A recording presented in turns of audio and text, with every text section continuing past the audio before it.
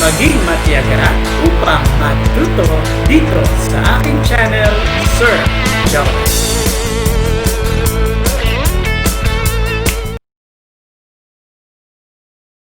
Good day everyone. Welcome to our Week 8 Lesson 2 topic.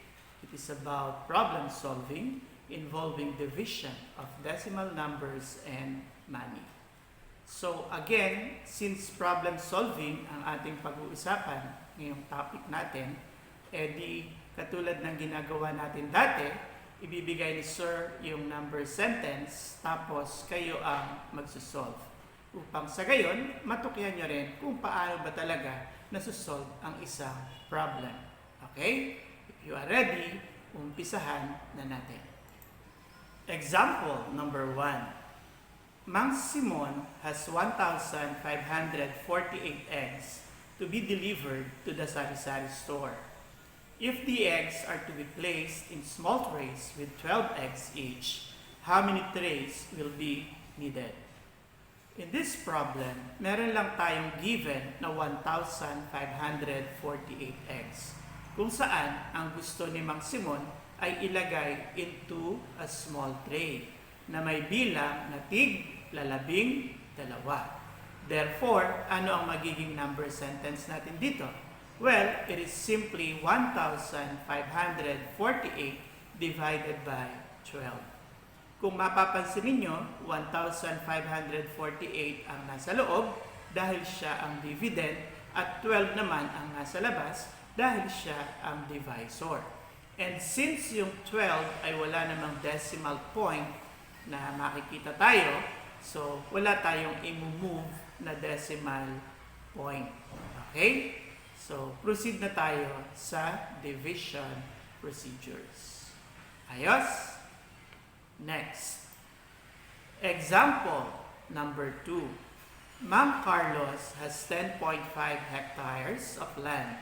He wants to divide it into 1.5 hectares, each for his sons. How many sons does Ma'am Carlos have? Well, dalawa rin lang ang given, 10.5 and 1.5 hectares. Ang idea nito ay gusto namang hatiin ni Ma'am Carlos yung kanyang 10.5 hectares na may tigwa 1.5 hectares. Ang tanong, ilan ang anak ni Ma'am Carlos? So, to get the answer, ang inyong number sentence is simply 10.5 divided by 1.5. 10.5 ang nasa loob, 1.5 ang nasa labas. And if you look at your given divisor, 1.5, there is a decimal point. So dahil may decimal point sa labas, ang idea dyan is to move that point muna papunta sa kanan hanggang makarating sa dulo. Well, in this case, isang movement lang ang gagawin ninyo sa labas. At dahil isang movement lang ang gagawin niyo sa labas, isang movement din lang ang gagawin niyo sa loob. So ano ngayon ang magiging number sentence natin? It is simply 105 divided by 15. At dahil dyan, pwede na uli kayong mag-proceed sa division procedures.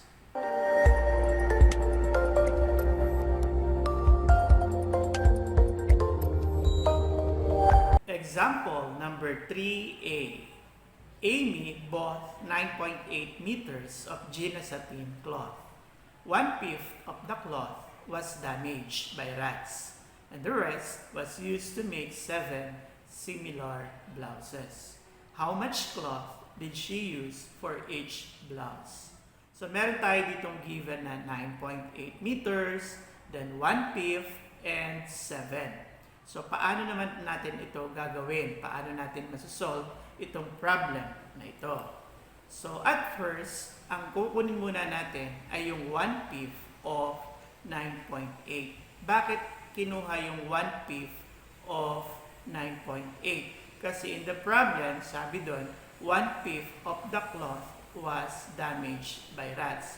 So, gusto nating malaman gaano ba kalaki yung na-damage gawa ng daga.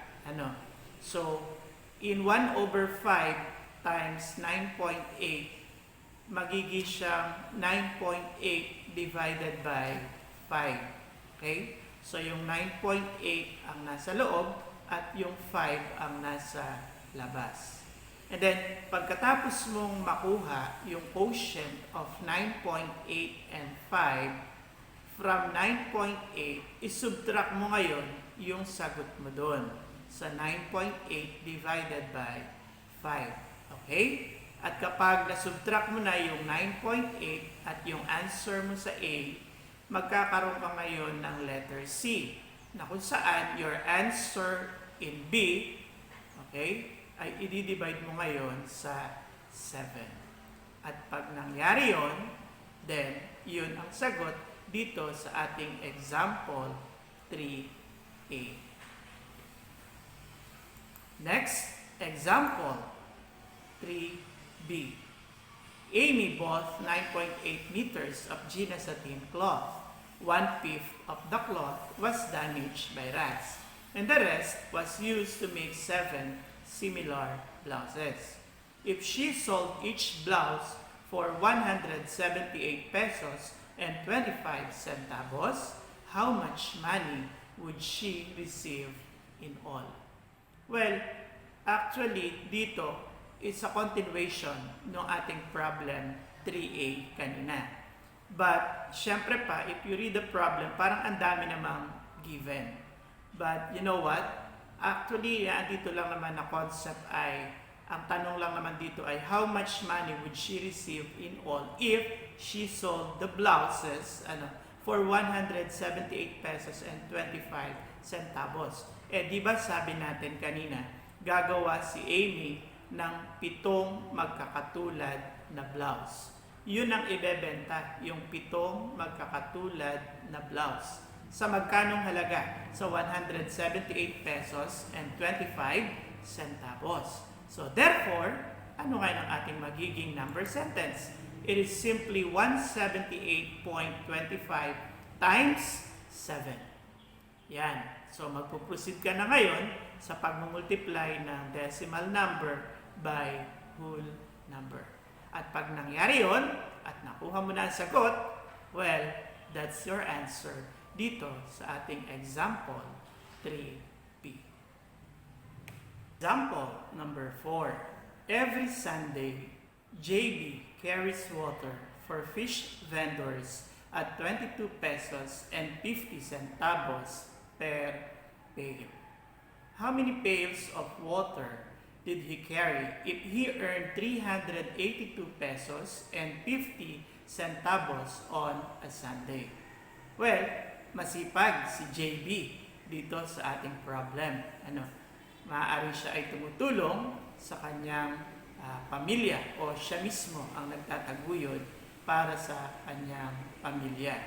So going back to the problem, nagdadala siya ng tubig sa mga fish vendors at ang bawat timba ay nagkakahalaga ng 22 pesos and 50 centavos.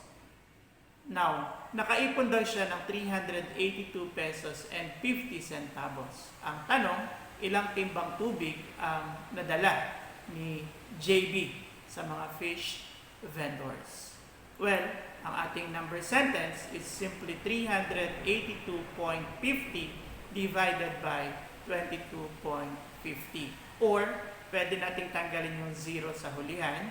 So, magiging siyang 382.5 divided by 22.5. If you look at your divisor, meron tayong decimal point sa labas, di ba? Yung ating divisor. So, i-move natin yung point 1 place to the right.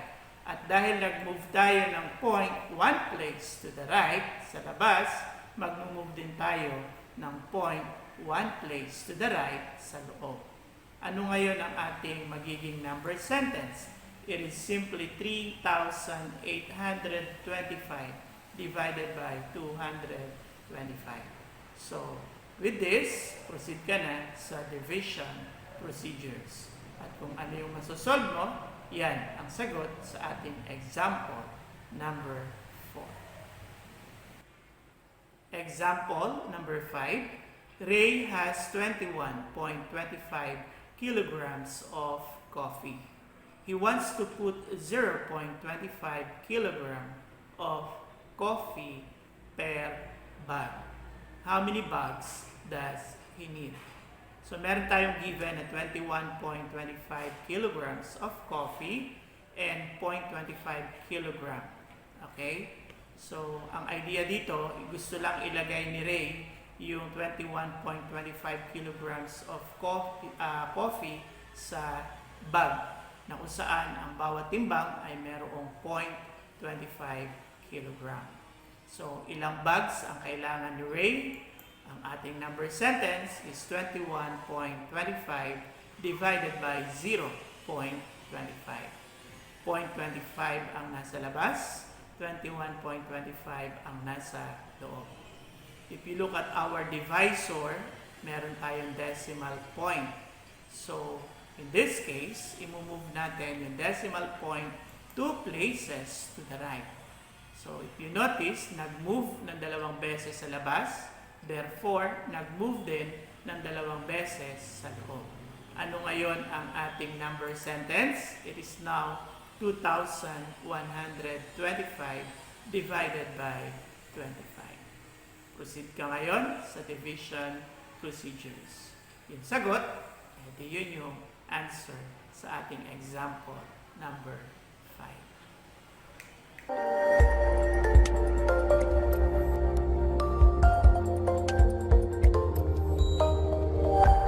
Example number 6. Gwen has 4 times as much money as her sister. If Gwen has 604 pesos and 80 centavos, how much money does her sister have? So meron lang tayo ditong given na 4 times as much money as her sister. So meron si Gwen na halagang 604 pesos and 80 centavos. So kung yung 604 pesos and 80 centavos ay 4 times nung pera ng kanyang kapatid, edi para makuha natin yung pera o yung amount ng kanyang kapatid, ay di ang ating number sentence ay 604.80 divided by 4. 4 ang nasa labas at 604.80 naman ang nasa loob. Wala tayong decimal point sa labas, kaya wala tayong i-move na decimal point.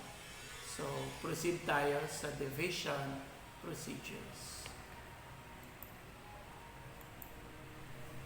Example number 7. Joy is planning to buy a new cell phone worth 14,552 pesos and 75 centavos.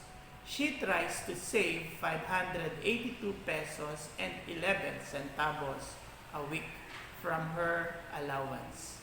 How many weeks will it take her to save the amount enough to buy the cell phone? So, medyo matipid din pala si Joy. Ano, kayo ba? Nagtitipid din? So, tingnan natin. Ilang linggo kayang pag-iipunan ni Joy yung halaga ng cellphone na kung saan ay 14,552 pesos and 75 centavos.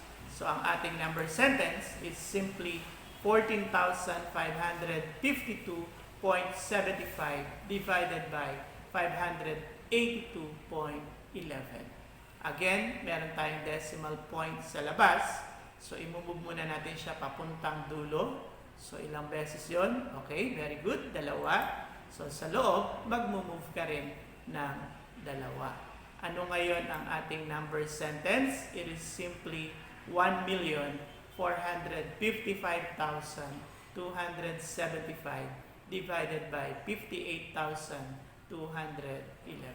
Wow, medyo malaki. Ano? So, dahil medyo malaki ito, huwag niyong kalilimutan, pwede niyong i-apply yung continuous addition. Nang sa ganon, malaman niyo agad yung posibleng sagot. Ano? Pwede dire-diretsong i-add yung 58,211. Ilang kayang merong 58,211 doon sa 145,527. Okay? So, kaya niyo yan. Next, Example number 8. Yesterday, Sally took a trip to visit some family. She covered a total of 135.75 miles without making any stops along the way. And it took her exactly 1.25 hours to arrive at her destination. At what average speed did she arrive? So meron ka lang 135.75 miles and 1.25 hours. Number sentence natin dito, 135.75 divided by 1.25. 1.25 nasa labas, 135.75 nasa loob. Nagkataon, meron ulit tayong decimal point sa labas, so i-move muna natin siya 2 places to the right. Dahil nag-move ka sa labas, mag-move ka rin sa loob ng 2 beses. Ano ngayon ang ating magiging problema? Is now 13,575 divided by 125. So from here, proceed ka na ulit sa division procedures. So that's it. Natapos na ulit natin ang ating isa na namang lesson regarding problem solving. Thank you. Muli po, maraming salamat sa inyong matiyagang pakikinig upang matuto dito sa aking channel, Sir Joel. But please do not forget to click like, share, subscribe, and hit the bell button for more notifications. Thank you, thank you!